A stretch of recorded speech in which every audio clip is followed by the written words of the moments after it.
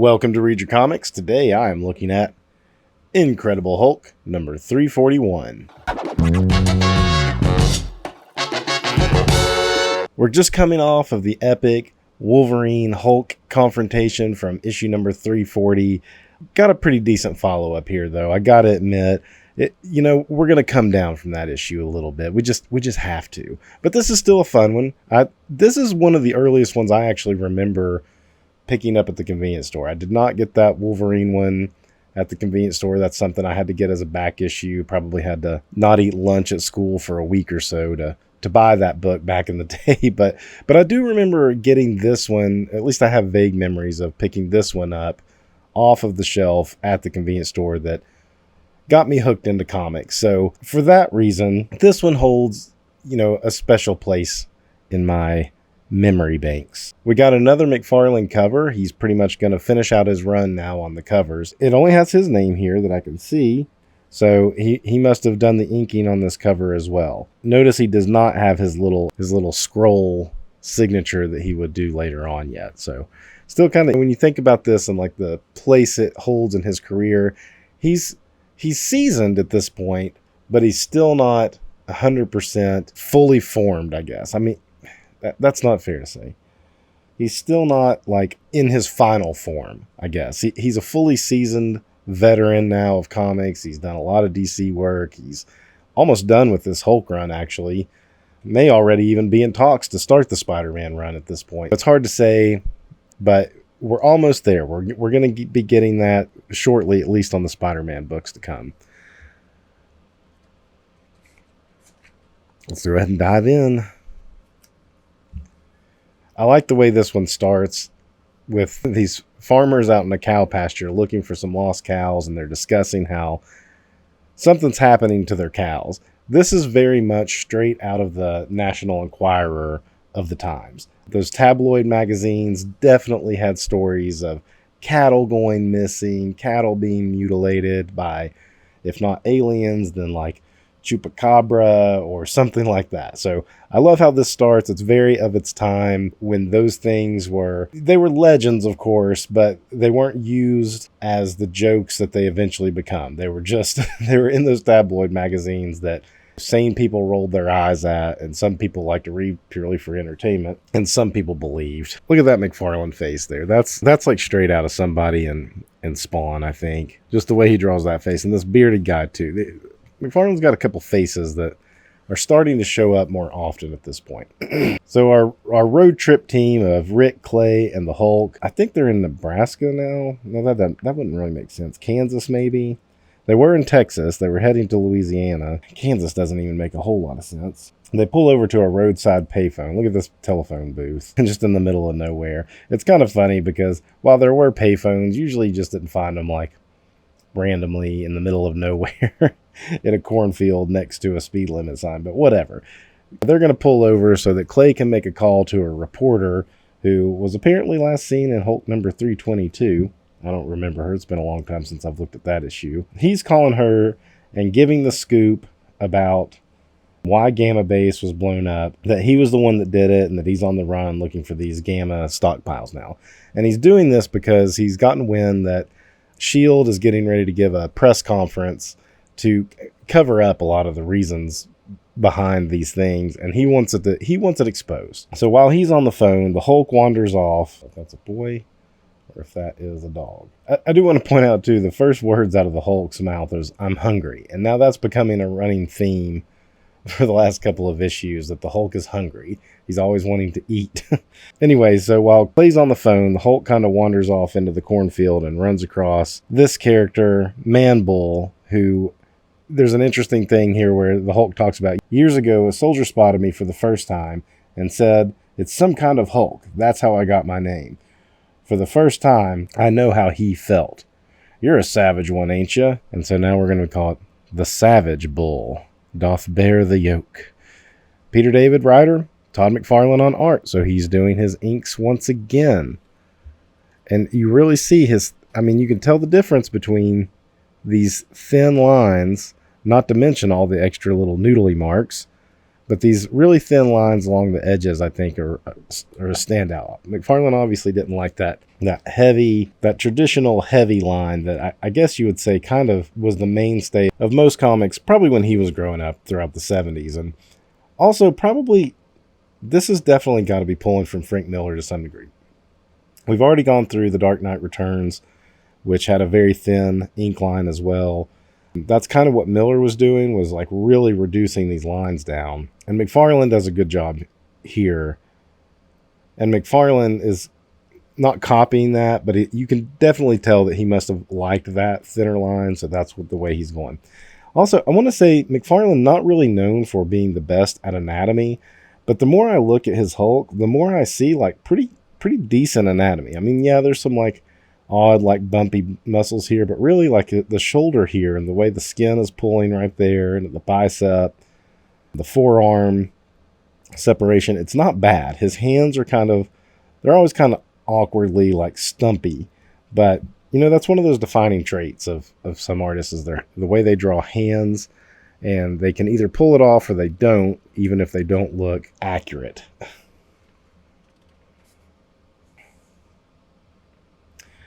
More of these vertical panels. Two great shots of the creatures facing off against each other here. And where the Hulk called him Savage, the creature repeats, Savage. Help, Savage. Help you what? Floss? I don't know. I don't know what you want, Savage, or how to help you, or even if I should. And so this is what the farmers were looking for. The man bull here, Savage, is killing their cattle. And again, we got like good bone structure in the Hulk's face. Sometimes the noodling lines can be over the top, but I think they add to that texture of the Hulk's skin. As I said in the last video, it's like elephant hide or rhinoceros even. So there's going to be this like leathery texture to it that works pretty well. I think the only thing is like when we see it here on the Man Bull 2, but he's supposed to be kind of furry, so you have like a different stroke in the line. And I don't know, sometimes it blurs the line between what the Hulk texture should be like and what the Man Bull should be like. Some of this could very well be like printing though, because like right here the color printing is off a little bit.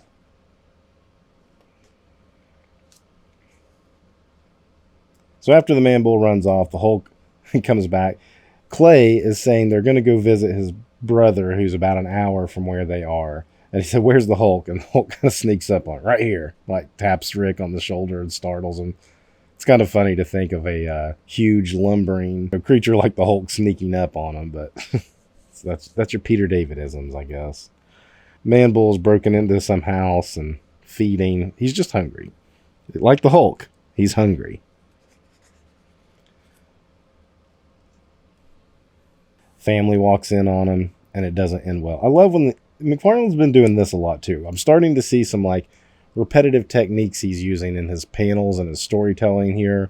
This sort of first-person perspective. He's done it with the Hulk a couple of times, and here he's doing it with Man Bull. You got the horns charging at the family there. You know what's going to happen. Cut back to Clay meeting up with his sister-in-law and his brother, and I guess they have kind of a, not strained relationship, but they just haven't talked as much lately. But they get along enough that you got a nice firm handshake here, and I think they're trying to like outshake each other is what's going on there.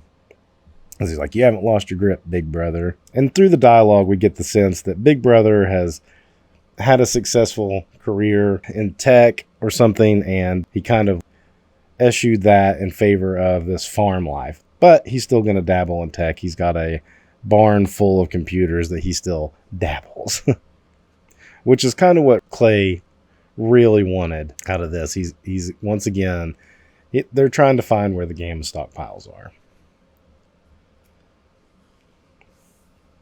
So here's our S.H.I.E.L.D. press conference that Clay was trying to disrupt by telling the reporter everything. And here's our trench-coated leader who's going through, and I don't know what he does. It never quite explains, or at least it hasn't to this point, and I don't remember exactly how he has this kind of hypnotic power where he's just touching people and then their eyes kind of flicker like that, and he has some control or influence over him at that point.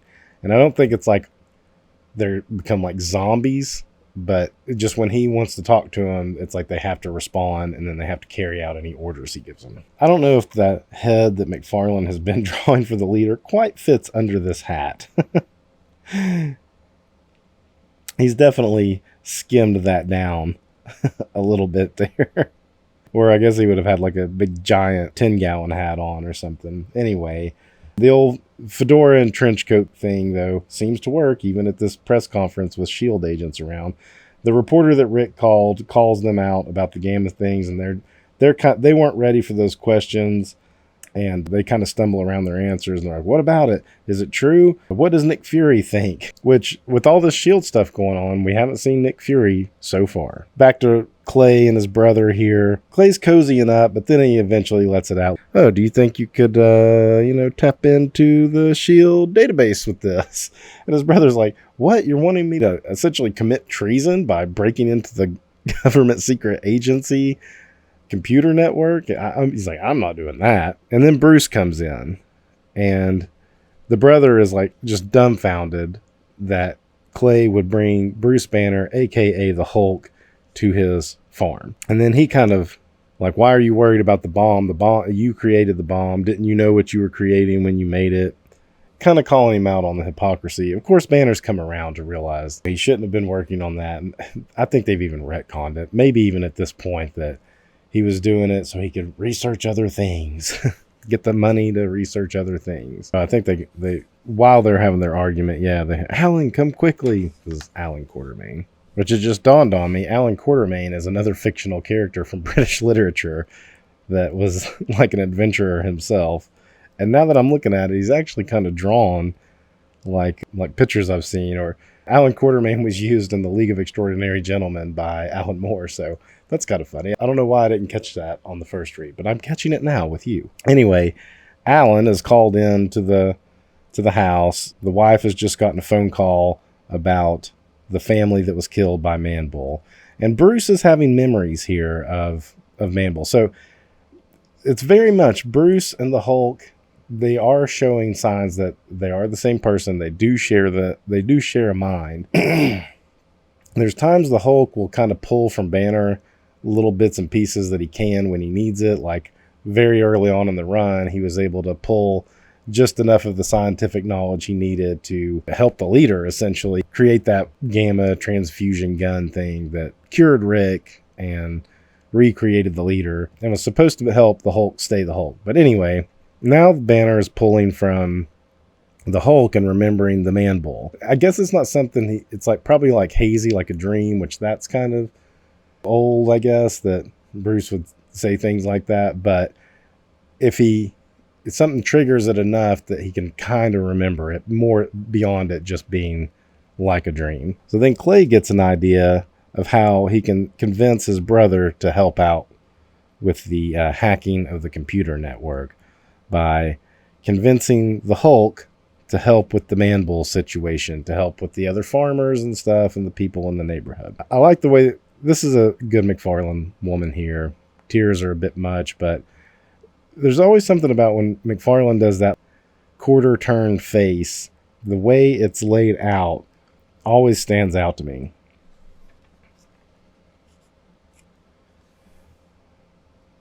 So Bruce is kind of like, I'm not sicking the Hulk on some random creature. I'm not going to use the Hulk as a bargaining chip for something. And man, Clay gets in his face right here. I mean, the angry face here, McFarlane goes to town with the noodles to really show the strain on his face and like how contorted his face got. Same thing with Banner here. And the hair on Banner is so crazy. The bushy eyebrows, the noodling on the hands. I mean, this is an intense McFarlane scene for just two human characters. The glasses seem to grow and get more cartoony. Well, I guess they're pretty big in any panel, but the shape kind of contorts and stuff. There is a little cartoon quality to McFarlane's work that, I mean, I like it. I mean, Jack Kirby had a cartooniness to him too, that proportions and shapes and stuff sometimes had to bend to work in the scene and add a little bit of dynamic interest as well along the way. I mean, this is this format can do that. So Bruce essentially agrees after Clay kind of threatens Bruce, because Clay's not scared of Banner. And I don't think he really wants to hurt Banner. He's trying to be the strong man here, the big decision maker. And he even smacks Banner there, or at least it looks like he does, or drops him or something. The way his arms move, it looks like he smacked him. And the man-bull's just right outside, hiding behind the tractor, taking a nap. It's hard to tell that he's asleep there, but you get the closed eyes here. Night's falling, so now the Hulk's going to come out. Notice that Bruce put his ripped up clothes on. They didn't mention it here. They've been mentioning that in repetitive issues, that he was going to put on the ripped clothes for the Hulk to come out. How these clothes survived the Wolverine fight, we're still wondering. Partially made out of unstable molecules? I don't know. I like the transformation here too. McFarlane does come up with some creative ways to do the transformations, either just closing up on the eyes, or just like on the hands, or in this case, we've just got the silhouette. I mean, he could go crazy and like do a full-on, full-body transformation every issue, and it would probably be awesome. But I kind of like the mystery sometimes. This McFarlane Hulk face is, I mean, this is how I think of McFarlane Hulk. This brow coming out so far, it's almost like a fang brow, and it's coming out pretty far here. This one may have gotten a little away from him. And here's what also too, I mean, it's like I can clearly see the face and the hand, but here's where the noodly marks, almost, it's like there's so many, it makes this hand and face kind of blend together a little bit. But you got the big stubby fingers. I always like the way McFarlane does the side, like when the mouth is like that too, and you kind of see the tops of the teeth. That jawline is definitely dislocating a little bit. So he turns into the Hulk, and there's a pretty good scene here where he's kind of like, why should I do that? He's yelling at the brother, if you beat him up, Hulk, he won't be in any condition to help us. And the Hulk just kind of relents, and Rick immediately is like, uh-oh, he's smiling. I knew you'd listen to reason. By the way, plink. And I love this empty panel here. This is great. This is good cartooning storytelling, because you know, the magic happens between the gutters sometimes. Like when you think of animation and how comics are static animation, so to have this empty gutter with speed lines going across the empty pane, that lets you know that he got flicked pretty far. This is also a great reminiscent of when the Thing did it to the man on the street in FF 48, I think, the Galactus issue, when he went blink, blink to the man, to a guy who was getting on him about something. That's great. And he's like, that's for your attitude problem. The pointing at him. And this is stemming from the way he treated Banner, because Clay didn't say anything here to irritate the Hulk. This is solely related to how he was treating Banner and what he was saying to Banner. And so again, the Hulk pulling from Banner's memories and taking it personal, where the Hulk hates that he is Banner, and Banner hates that he is the Hulk. And this, without it being like exactly spelled out for you, that is the stuff that Peter David is trying to get across with this like kind of sharing of memories here. So the Hulk agrees, and he jumps off to take on the Man-Bull, who was right there watching the whole time. And as he jumps off to go look, Man-Bull comes out from behind the tractor, and the wife goes and calls the neighbor. I guess calls the neighbor to have the other farmers come with their pitchfork. Rick is thinking about all the things he's done in his life, survived Kree, Skrull Wars, and everything. And then he notices, like, wait, he's not charging. He's just kind of staring at us like the Hulk used to, like in the early days of the Hulk. Just almost confused, and essentially there becomes some pity. Well, the Hulk lands back because he saw him as he jumped away, so he had to jump back. And he shows back up. Now we get our fight. Smashing the tractor here. I don't know if that helps out the brother much by smashing his farm equipment. Quick sidebar. Anybody remember these pins? I remember having a comic shop that had like a little spinner thing that had them in it. You could get them out of. I remember these quite vividly, actually. I think that's a Manola Punisher. Bethune. Bacow. We're pretty much just getting a fight here. There's some dialogue. Man-Bull mentions appearing in Daredevil there, so you got a nice editor's note sending you back. Noodling Mark kind of gets lost in this wreckage here with the Hulk again. And again, this may be printing. This may look great on like the original art or just with a printing quality that's less fuzzy. So you can even, I can see it at least. It may not come through in the camera great, but like the edge here of this panel, you can see a fuzziness to it. And that's just the printing of this time. Now the neighbors are starting to show up with their shotguns and their pitchforks and their torches, coming after the monster. I mean, just pretty good fight sequence here. Not a whole lot to really dissect. Just kind of soak it in. Bringing down a barn. Again, they're just wrecking stuff here. Here comes the weird looking pitchfork there. Here they come. Shut up. Quartermain's place is up ahead. Oh yeah, these are the guys from the very start of the issue, where the skinny dude that I pointed out was talking about UFOs and stuff. He's like, the UFOs have landed, I know. And he's like, shut up, Ed. Quartermain's place is up ahead. So far he's smashed Quartermain's tractor, and he's smashed his barn now. Good backhand shot there. And now he's going to smash this other machine. I don't know I'm not familiar with farm equipment. What do you call this thing? It's more than just a tractor. And totally smashes it on the savage Man-Bull.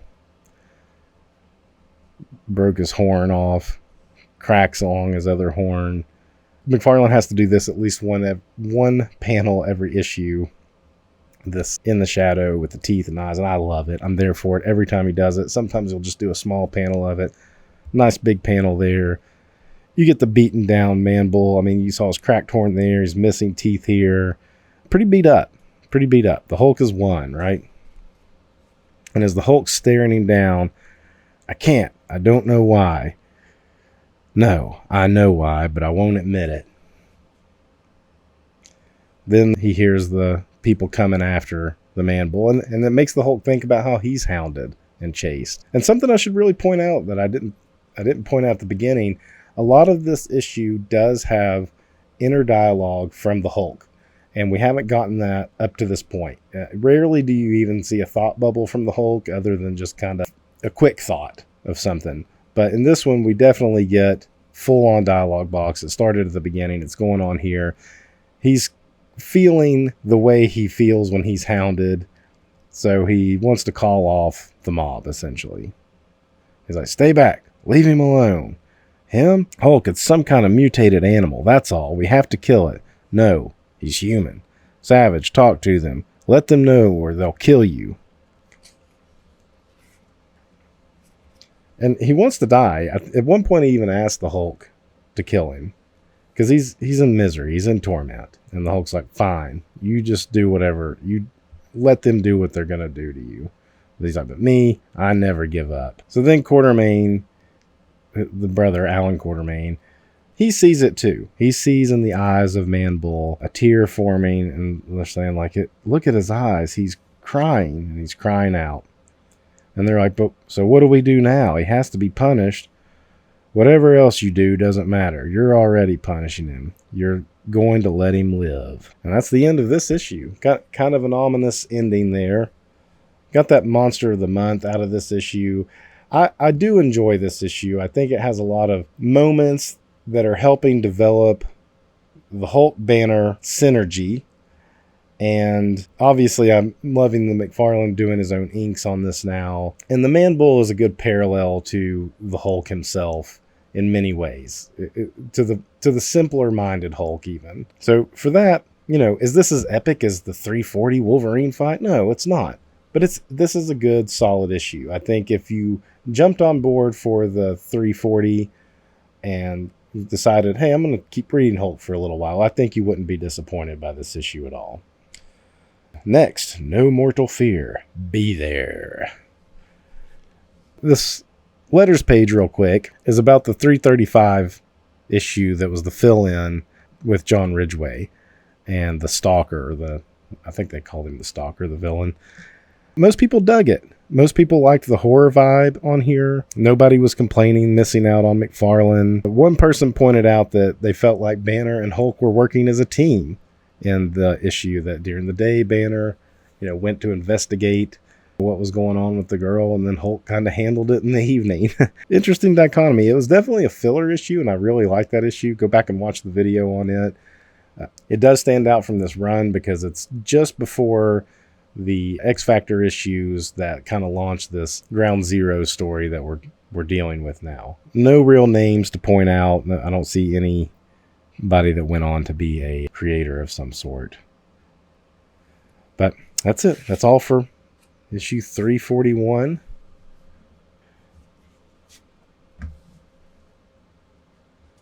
Until next time, read your comics.